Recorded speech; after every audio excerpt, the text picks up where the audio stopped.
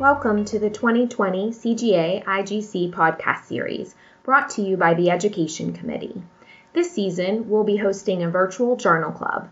Each episode will highlight a recently published journal article that is important to the field of GI cancer genetics and will feature an interview with one of the article's authors.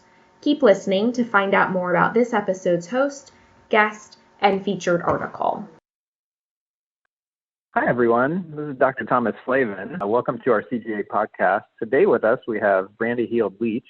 She's a board-certified genetic counselor at the Cleveland Clinic and an expert in colorectal cancer predisposition. So today we'll be talking about one of her recent articles that she is the lead author on that was with CGA and currently available on Familial Cancer in the March issue. It's a collaborative group of the Americas on inherited gastrointestinal cancer predisposition statement on multi-gene panel testing for patients with colorectal cancer and or polyposis, which is a mouthful.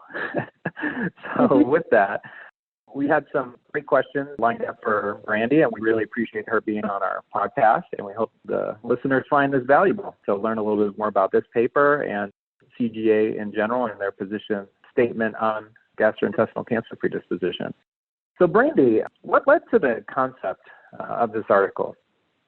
Yeah, so this is a project that started actually back when I was president of CGA. So back in 2016, when panels were still relatively new at that time. And we realized that despite the fact that there were quite a number of genetic testing guidelines and position statements or professional society recommendations on genetic testing for inherited colon cancer conditions, there really was a gap in addressing what needed to be included on a panel for patients with suspected hereditary colorectal cancer conditions.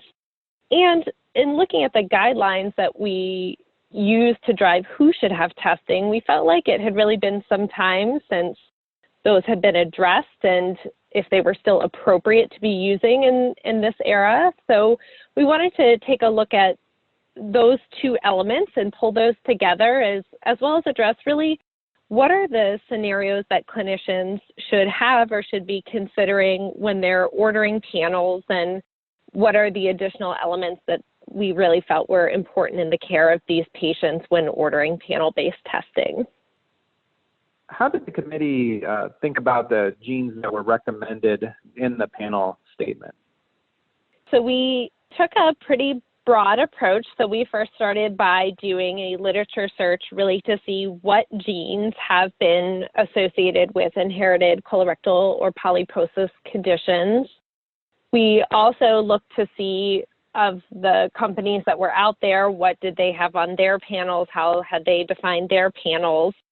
And then a lot of what we based our recommendations on in the literature came really from three important articles published by Hampel, Yerglin, and Stoffel to look at when they did gene testing on their populations of early onset colorectal cancer cases, unselected colorectal cancer cases, what were the genes in which they were identifying pathogenic variants. And so we used kind of a combination of all of those different sources to come up with what our list was that we felt were genes that minimally needed to be included. And I don't think there were really any surprises there. They're really the classic and well-described genes like Lynch syndrome, APC, MUTYH, and the hamartomatous polyposis genes. But then we also provided a recommendation for an additional list of genes that could be considered, and we put them in this category because they all had some different points of consideration. So genes like ATM, CHEK2, and TP53, which have maybe low to moderately increased risk of colorectal cancer. A lot of the newly reported genes that we think have really striking phenotypes, but in reality, they're very rare, and we don't know quite as much information about these genes, also went into the consider list.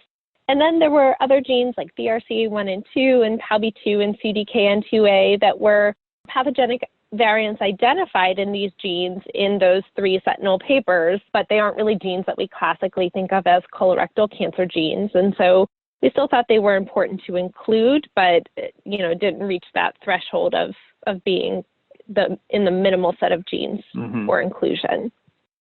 There are many indications in this paper for genetic testing that push the current guidelines that are routinely used, one of which is indication of testing for individuals with a PREM5 score of down to 2.5% instead of 5%.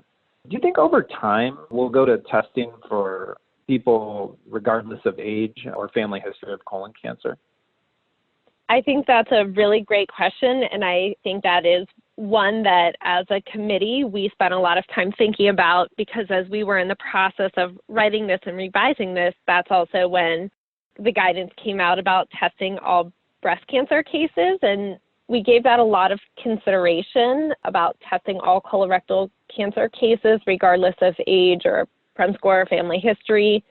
And I do think that is where the field is moving, but we also recognize at this time that there were still some limitations in terms of availability of genetic counselors and knowledge of non-genetics professionals about genetic testing, that we felt like those gaps needed to be filled, or we needed to be moving closer to filling those gaps before providing a recommendation that all patients with colorectal cancer should be tested.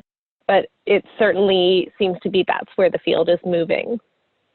Is there anything that you cut out of the article that you wish you could have left in? There were a lot of things that we really needed to remain focused on. So there are a lot of other elements that are important in the care of these patients. We had debated things like, should we be including information about management of these patients? We were really unsure how to handle RNF43 and serrated polyposis. So that was one of the genes that was originally on our list of genes that could be considered and then actually got removed from the recommendation ultimately. We also had debated putting in information about somatic testing for APC mosaicism in patients that don't have detectable germline mutations, but the document was already pretty long and detailed, and so we really wanted to try and stay focused just on the topic of multi-gene panel testing. Is the CGA committee currently planning any other guideline position statements on hereditary GI cancers? I think CGA is always strategizing about different position statements that they can put forward. As I had mentioned in what we were unable to address in this position statement, I think one about management and care of these patients is important. And we also know that genetic testing is constantly evolving, and so we do anticipate that, or hope to update this position statement every couple of years to ensure that we are appropriately recommending who should be having genetic testing and what genes should be included on that panel testing. So I think this is a space where CGA hopes to be much more active than we have been in the past.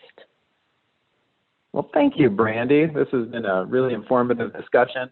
I hope listeners gained some extra knowledge from Brandie that wasn't otherwise clear from reading the article. However, I do recommend everybody absolutely look over this article. It's very well written.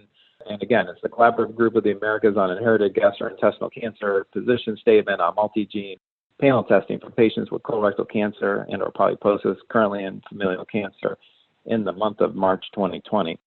I really just want to say thank you again, Brandie, for being on our podcast, and wish you all the success as well as the co-authors that worked with you to get this really nice article into publication.